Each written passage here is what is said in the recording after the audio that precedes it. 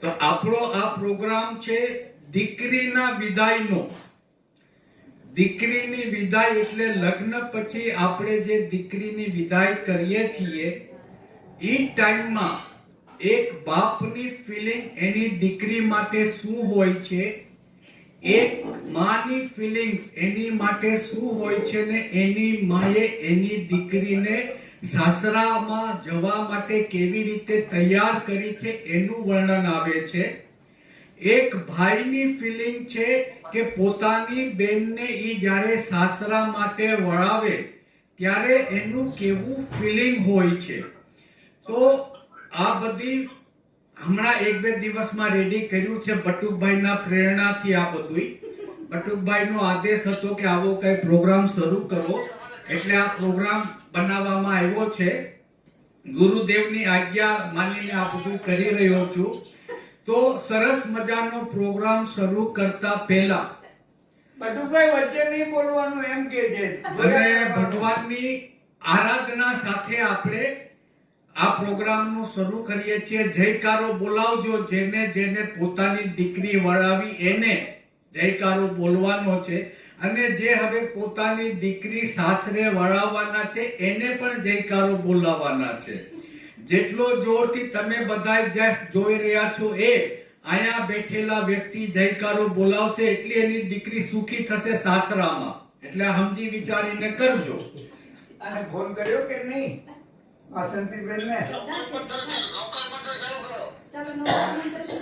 એ હું દેખાવજો. આ રાજુભાઈ ને ભાઈ હા પાડો તમે, ને તો આમ જ ડિસ્ટર્બ કર્યા કરશે. હું દેખાવું કે નહીં? રાજુભાઈ અરે એમ હોય તો પેલા બોલો ને. હાલો હરી હરી. તો સૌથી પહેલા દેવાદિદેવ શ્રી આદિનાથ ભગવાનની જય હો. મુલુંડ મંડન શ્રી વાસુ પૂજ્ય સ્વામી ભગવાનની જય હો. મહાવીર સ્વામી ભગવાનની જય હો. મંગલમ ભગવાન વીરો મંગલમ ગૌતમ પ્રભુ મંગલમ સ્થૂલિભદ્રાદ્યા જૈનો ધર્મોસ્તુ મંગલમ જૈનો ધર્મોસ્તુ મંગલમ. હવે આપણે લગ્ન માટે દીકરીને દીકરો જોવાનું શરૂ કરીએ. લગ્નની બધી પ્રસંગો શરૂ થાય તો આપણે શરૂ કરીએ ત્યારથી લગ્ન પતે ત્યાં સુધી આપણી દીકરીનો પ્રસંગ નિર્વિઘ્ન પાર પડે એની માટે ગજાનનની સ્તુતિ બોલવામાં આવશે. ઓમ ગણગણપતે નમો નમઃ. વક્રતુંડ મહાકાય સૂર્યકોટિ સમપ્રભ નિર્વિઘ્નમ કુરુ મે દેવ સર્વ કાર્યેષુ સર્વદા. બોલો શ્રી ગણપતિ મહારાજ કી. કોણ કોણ બોલ્યું? બધા બોલ્યા. હવે કોઈ પણ કાર્યની સફળતા માટે ગુરુદેવના આશીર્વાદ હોવા બહુ જરૂરી છે. ગુરુના આશીર્વાદ વગર કોઈ પણ કાર્ય સુખ રૂપે સંપન્ન નથી થતું. માટે હવે આપણે ગુરુ વંદના કરશું. ઓમ ગુરુર બ્રહ્મા ગુરુર વિષ્ણુ ગુરુર્દેવો મહેશ્વરા ગુરુર સાક્ષાત પરબ્રહ્મ તસ્મે શ્રી ગુરુવે નમઃ. તસ્મે શ્રી ગુરુવે નમઃ. બોલો ગુરુદેવ કી જય હો. જય હો. જય હો.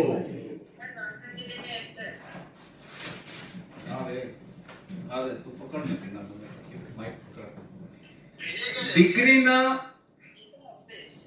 વિદાયના દિવસો તે દિવસથી જ શરૂ થઈ જાય છે જે દિવસથી આપણે દીકરી માટે દીકરો જોવાનું ચાલુ કરીએ છીએ.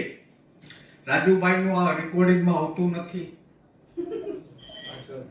થોડું પાછળ લઈ જા. હા. યા તમે હવે ના ના હવે આય. કેતન લોકા. હા બસ. બધા આવ્યો. દીકરીનો વિદાયનો પ્રસંગ એ દિવસથી જ ચાલુ થઈ જાય છે જે દિવસથી આપણે દીકરી માટે દીકરો ગોતવાનો શરૂ. બંધ કરો ભાઈ મોબાઈલ. એને ચાલુ કર્યો. હા હા હા. ચાલો ચાલો. સાચું છે. હા બધા યાર મારો હર હર હર કરે છે. દીકરીના વિદાયનો પ્રસંગ એ દિવસથી જ શરૂ થઈ જાય છે જે દિવસથી આપણે દીકરી માટે દીકરો ગોતવાનું શરૂ કરીએ છીએ. દીકરી માટે એમના મા બાપ સરસ મજાનો દીકરીને ગમે એવો રાજકુમાર તો ગોતે જ છે, પણ સાથે સારો પરિવાર પણ ગોતે છે. કેમ કે દીકરીના લગ્ન એક દીકરા સાથે થાય છે, એની સાથે સાથે બે પરિવારના પણ લગ્ન એકબીજા સાથે થતા હોય છે. અને ઝાડની જડ મજબૂત હશે તો ડાળીઓ સારી જ રહેશે, એ બાપડામાં કહેવાય છે. એટલે સારો પરિવાર હશે તો દીકરી પણ સારા સંસ્કાર વાળી આવશે અને દીકરો પણ સારા સંસ્કાર વાળી આવશે.